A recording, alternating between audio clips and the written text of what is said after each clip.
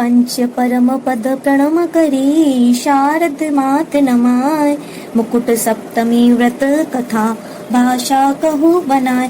जम्बूद्वीप के कुरुजांगल देश में हस्तिनापुर नगर है। वहाँ के राजा विजयसेन की रानी विजयावती से मुकुट शेखरी और विधि शेखरी नाम की 2 कन्याएं थी। इन दोनों बहनों में परस्पर ऐसी प्रीति थी कि एक दूसरे के बिना क्षण भर भी नहीं रह सकती थी। निदान राजा ने ये दोनों कन्या अयोध्या के राजपुत्र त्रिलोक मणि को ब्याह दी। एक दिन बुद्धि सागर और सुबुद्धि सागर नाम के 2 चारण ऋषि आहार के निमित्त नगर में आए। सो राजा ने उन्हें विधि पूर्वक परगाह कर आहार दिया और धर्मोपदेश श्रवण करने के अंतराल राजा ने पूछा, हे नाथ, मेरी इन दोनों पुत्रियों में परस्पर इतना विशेष प्रेम होने का कारण क्या है? तभी श्री ऋषिराज बोले, इसी नगर में धनदत्त नामक एक सेठ था।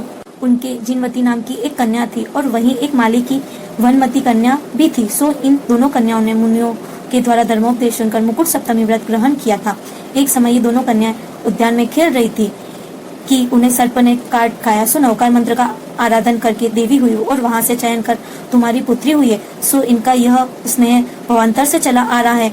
इस प्रकार भवंतर की कथा सुनकर दोनों कन्याओं ने प्रथम श्रावक के 5 अनुव्रत, 3 गुणव्रत और 4 शिक्षा व्रत, इस प्रकार 12 व्रत लिए और पुनः मुकुट सप्तमी व्रत धारण किया। सो प्रतिवर्ष श्रावण शुद्धि सप्तमी को प्रोषित करती है और ओम ह्रीम वृषभ तीर्थंकरोभ्यो नमः इस मंत्र का जाप्य करती है तथा अष्टद्रव्य से श्री जिनालय में जाकर भाव सहित जिनेन्द्र की पूजा करती थी। इस प्रकार यह व्रत उन्होंने 7 वर्ष तक विधि पूर्वक किया। पश्चात विधि पूर्वक उद्यापन करके 7 उपकरण जिनालय में भेंट किए।